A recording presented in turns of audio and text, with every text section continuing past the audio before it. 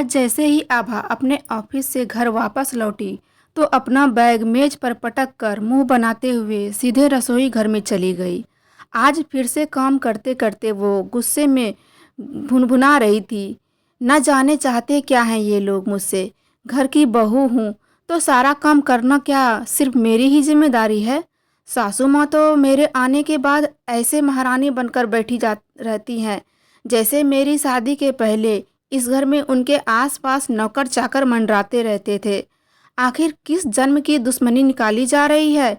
अरे मुझे तो ये समझ नहीं आता कि अगर मेरे साथ घर का थोड़ा बहुत काम वो खुद कर लेंगी तो कौन सा पहाड़ टूट पड़ेगा। क्या उनके हाथ पैर घिस जाएंगे। आखिर मैं भी तो इंसान हूँ। दिन भर ऑफिस में काम करके थकी हारी आती हूँ और घर आते ही रसोई के काम में जुट जाती हूँ। यहाँ तो सासू माँ को तो रामायण पढ़ने से ही फुर्सत नहीं है और कुछ नहीं सूझता तो सहेलियों संग टहलने निकल जाती हैं। बड़बड़ाते हुए आभा बर्तन धोने लगी और एक के बाद एक बर्तन जोर जोर से पटकने लगी। प्रतिमा जी अपनी बहू के गुस्से का कारण भली भांति जानती थी, लेकिन उन्होंने कोई प्रतिक्रिया नहीं दी। आखिर वो भी आखिर कितनी देर तक काम करती। बहू के जाने के बाद सुबह से लेकर शाम तक वो घर का सारा काम करते रहती। वो भी बुरी तरह थक जाती थी, इसलिए शाम के वक्त वो केवल अपने लिए ही कुछ समय निकालती थी।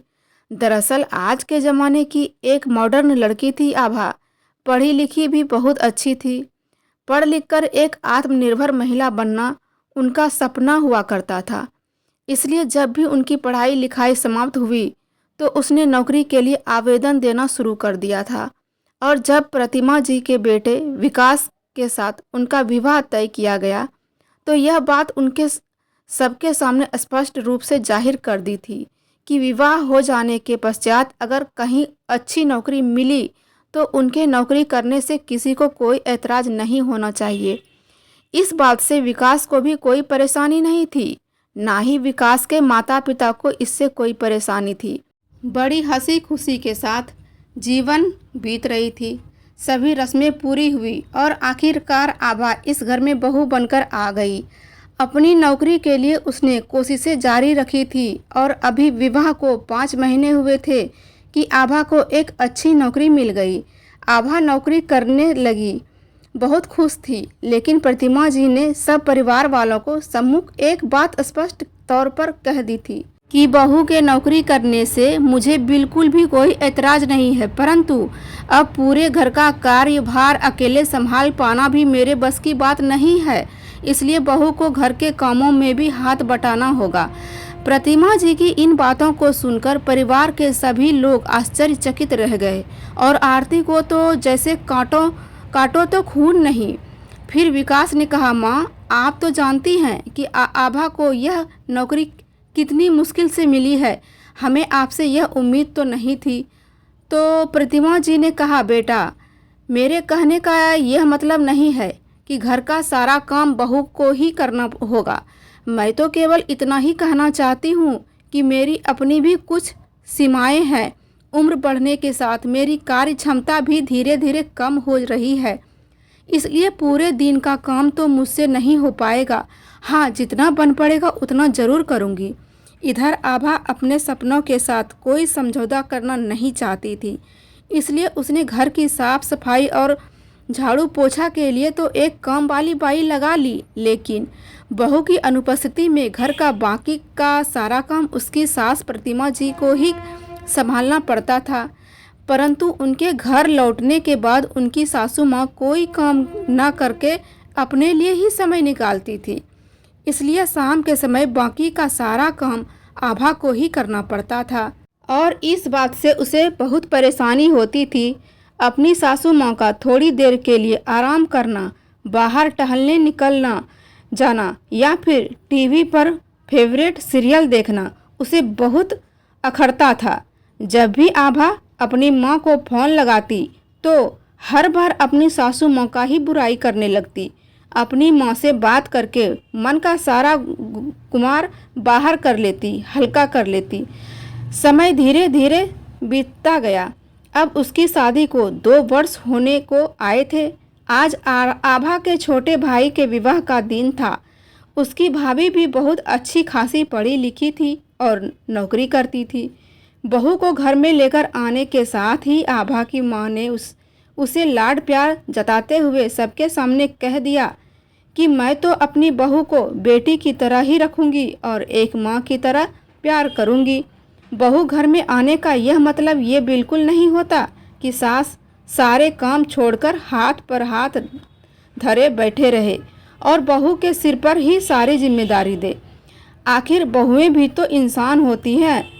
अब वह बेचारी नौकरी करेगी या घर का काम, मैं तो अपनी बहू को पूरी छूट दूंगी। बहू के सिर पर हाथ रखकर प्यार से सहलाते हुए आभा की माँ ने कहा तो अपनी माँ के ऐसे विचारों को सुनकर आभा बहुत प्रभावित हो गई और अपनी माँ की सोच पर गर्व करने लगी। फिर मुंह बनाते हुए सोचने लगी कि काश मेरा भाग्य भी मेरी भाभी के जैसा होता। मेरी सास भी मुझे समझ पाती, लेकिन मेरी किस्मत इतनी अच्छी नहीं। कहाँ है मेरी किस्मत अच्छी? मुझे तो बस अपनी सास के हुक्म के अनुसार चलना पड़ता है। और यहाँ देखो मेरी माँ कितने खुले विचारों वाली हैं। शादी के बाद पहले दिन से ही आभा की भाभी ने नौकरी पर जाना शुरू कर दिया। आभा की माँ भी अपनी बहू की हर सुख सुविधा का ख्याल रखती थी। बहू के तैयार होने से पहले ही सुबह सुबह सारा खाना बनाकर रख देती थी। अपने बेटे और बहू का टिफिन पैक करके देती और उसके नौकरी से लौटने के बाद भी सारा काम स्वयं करती।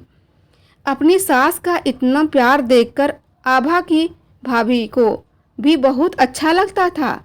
आए दिन अपनी सासू माँ से अपनी मनपसंद चीज़ें बनवाने की फरमाइश करती रहती और आभा की माँ भी उसकी हर फरमाइश को बड़े प्यार और मनुहार से पूरा करती।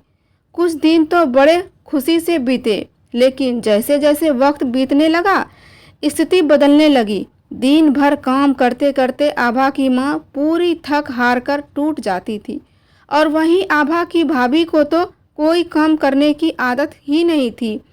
आभा ने कितनी बार अपनी माँ को फ़ोन लगाया, लेकिन उनकी माँ हमेशा यही बात कहकर फ़ोन काट देती कि बेटी अभी मुझे बहुत काम है, अभी मुझे बहुत काम है, मैं तुझसे बाद में बात करती हूँ। एक दिन आभा की माँ जब घर का सारा काम करके थक हार कर के शाम के समय बिस्तर पर लेटी तो आभा का फ़ोन आया।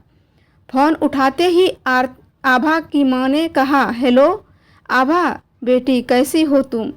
घर पर सब लोग ठीक तो है ना? इतने दिनों बाद माँ से कुछ बात करने का मौका मिला तो आभा फिर से अपनी परेशानियों का पिटारा उठाकर बैठ गई।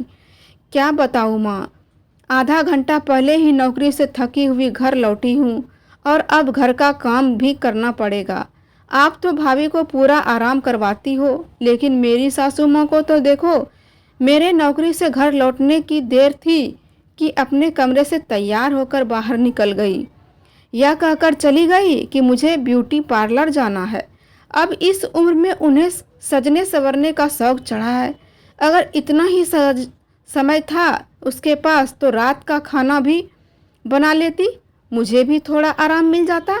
अच्छा माँ, एक बात तो बताइए, अब तो आप मुझसे बात ही नहीं करती। भाभी को माँ की तरह प्यार देते देते कहीं अपनी बेटी को भूल तो नहीं गई? आभा के इतना कहने की देर थी कि उनकी माँ की आंखों में आंसुओं से सदाबोर हो गई और फूट फूट कर रोने लगी। माँ के रोने की आवाज़ सुनकर आभा का कलेजा कांप उठा। क्या हुआ माँ, आप रो क्यों रही हो? भाभी से कोई बात हुई है क्या? सब ठीक तो है ना? बेचैन होते हुए आभा बोली। फिर उसकी माँ ने कहा, बेटी मुझे तो कुछ समझ में नहीं आता। मैंने तो तेरी भाभी को हमेशा अपनी बेटी की तरह ही माना था। बहू को कोई तकलीफ ना हो इसलिए सारा दिन मैं ही काम करने में लगी रहती थी, लेकिन फिर भी तेरी भाभी को मेरी कोई कदर नहीं है। घर का कोई काम करना तो दूर, वो तो रसोई घर की तरफ देखती तक नहीं। मुझे तो ऐसा लगता है कि मैं तो इधर घर में केवल एक काम वाली बाई बनकर रह गई हूँ। हर काम के लिए वो तो बस मुझ पर ही हुक्म चलाती है। एक गिलास पानी भी खुद उठाकर नहीं पीती। अरे उससे तो तेरे भाई के लिए भी खाना नहीं बनाया जाता। सुबह सुबह उठकर रसोई घर का सारा काम मैं करती हूँ और उसका टिफ़िन तैयार करने में मुझे थोड़ी भी देरी हो जाती है तो मुझ पर ऐसे भड़क पड़ती है जैसे मैं उसकी नौकरानी हूँ। मुझे तो कुछ समझ नहीं आता कि मैं क्या करूँ। अपनी माँ की यह बात सुनकर आभा हैरान रह गई। फिर उसकी माँ ने कहा, लेकिन बिटिया, इस समय में गलती मेरी ही है। तेरे पापा ने मुझे कितनी बार कहा था कि मुझे बहू को उसकी जिम्मेदारियों का एहसास करवाना चाहिए, थोड़ा कम उसे भी काम करने देना चाहिए, लाड प्यार में उसकी छूट भी नहीं देनी चाहिए कि बाद में पछतावा हो। आभा बेटी, आज मुझे एहसास हो रहा है कि तेरी सासू माँ ने सारी जिम्मेदारियाँ अपने सिर पर ना लेकर बिल्कुल ठीक किया था। घर का काम मिल बांटकर करने का उनका फैसला एकदम सही था। भले ही वह तुम्हें बुरी लगती हो, लेकिन यह बात भी बिल्कुल सही है कि हर इंसान को अपने लिए भी थोड़ा समय निकालना चाहिए होता है। अगर मैंने भी समधन जी की तरह समझदारी से काम लिया होता तो आज मेरी ये दुर्गति नहीं हुई होती। मैं भी उनकी तरह आत्मसम्मान से जी रही होती और उम्र के समय इस पड़ाव में जीवन का भरपूर आनंद ले रही होती। माँ की बातें सुनते सुनते आभा की आंखों से आंसू बहने लगे। अपनी माँ की हालत के बारे में सोच सोचकर उनका कलेजा फटा जा रहा था। कांपते हाथों से उसने फ़ोन रखा।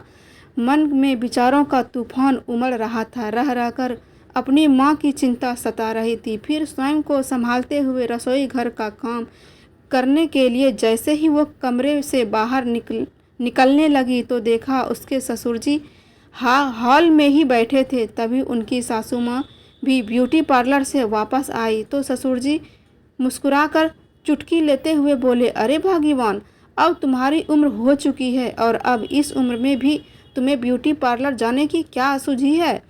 तभी प्रतिमा जी भी हंसते हुए बोली, अरे आपको कैसे पता चला कि मैं ब्यूटी पार्लर गई थी? लो, क्या मैं नहीं जानता कि तुम्हारे बालों की सफ़ेदी अचानक कहाँ गायब हो गई? लेकिन एक बात तो बताइए प्रतिमा जी, अब इस बुढ़ापे में सज संवर कर क्या करोगी? फिर प्रतिमा जी मुस्कुराते हुए बोली, अरे मेरा दिल किया तो मैं पार्लर चली गई, ब्यूटी पार्लर। जानते हैं, सजने संवरने का शौक तो मुझे पहले से ही था, लेकिन सारी उम्र घर की जिम्मेदारियों में ही उलझकर निकल गई मेरी सारी जिंदगी। अच्छा, तो बुढ़ापे में अब आप अपने शौक पूरे करने चली हैं आप? उनके पति ने फिर से उन्हें चिढ़ाते हुए कहा। तो प्रतिमा जी बोली, किसने कहा कि मैं बुढ़ापे में अपने शौक पूरे नहीं किया जा सकता? अरे यही नज़रिया तो बदलने की ज़रूरत है। उम्र का हर पड़ाव एक नए अनुभव, नई चुनौतियां और नई ख्वाहिशें लेकर आता है, परंतु ज़िंदगी के हर पड़ाव में हमें तो बस ज़िंदगी का मज़ा लेना चाहिए। अरे हाँ, एक बात तो मैंने आपसे कहना ही भूल गई। कल से पास वाले पार्क में योगा क्लासेस शुरू होने जा रही है। प्रतिमा जी ने कहा तो उनके पति बोले, अच्छा जी, तो अब हमारी श्रीमती जी योगा क्लासेस भी अटेंड करने वाली हैं? फिर प्रतिमा जी ने कहा, जी हाँ, और मैं अकेली नहीं, हम दोनों। और फिर अपने पति के पेट पर हल्की सी चुटकी देकर थपकी देकर उन्हें छेड़ते हुए कहने लगी, देखिए तो तोंद बढ़ती जा रही है आपकी, और ऐसे में मैं फिट दिखूंगी तो लोग आपका ही मजाक बनाएंगे। ये बातें करते हुए वे दोनों हंस पड़े। इधर अपने सास ससुर की यह बातें सुनते हुए आभा के चेहरे पर गुस्से की अपेक्षा एक प्यारी सी मुस्कान तैर गई। फिर दिमाग में ख्याल आया कि आखिर मेरी सासू माँ गलत कहाँ थी। विवाह के बाद एक औरत को घर की जिम्मेदारियों और अपने बच्चों के वक्त ही कहाँ मिल पाता है, और यदि अब वे अपने शौक या हॉबी को समय देना चाहते हैं तो इसमें कोई बुराई नहीं है। आखिर उन्हें भी तो दुनिया की ताज़ी हवा, बाहर की ताज़ी हवा के झोंकों का स्पर्श पाने का अधिकार है। इस उम्र में भी आनंद से जीने का अधिकार है। तो दोस्तों, आपको आज की ये स्टोरी कैसी लगी कमेंट में ज़रूर से ज़रूर बताइएगा। फिर मिलते हैं एक नई कहानी के साथ। हर हर महादेव।